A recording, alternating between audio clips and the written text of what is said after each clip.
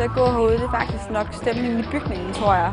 Det der med, at man er en familie på 500 mennesker, som bor sammen og som arbejder sammen og får lov til at lave en masse fede projekter. Så altså, det er måske stemningen herude, faktisk.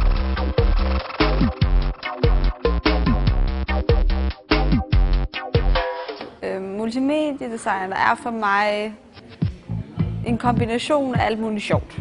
Det er en kombination af at blive udfordret med diverse kode, for mig personligt i hvert fald, og så have det sjovt med design og kommunikation.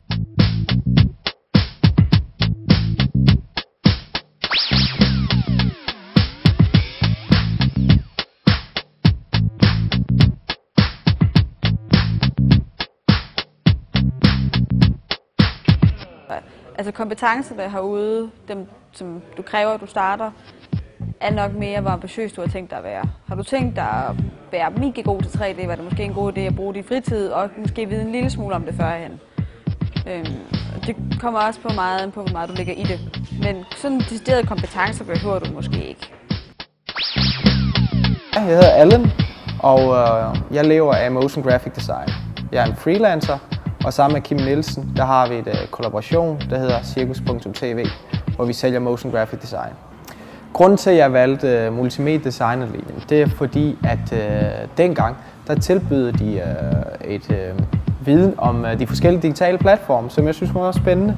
Blandt andet om hjemmesidedesign, spiludvikling og vist også noget video.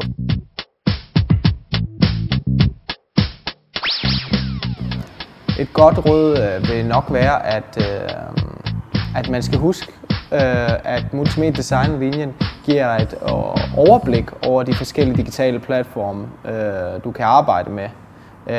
Så et godt råd vil være at vælge din retning til at starte med og sige, det er godt, jeg ved noget om de forskellige ting her, men jeg skal vælge noget at fordybe mig i.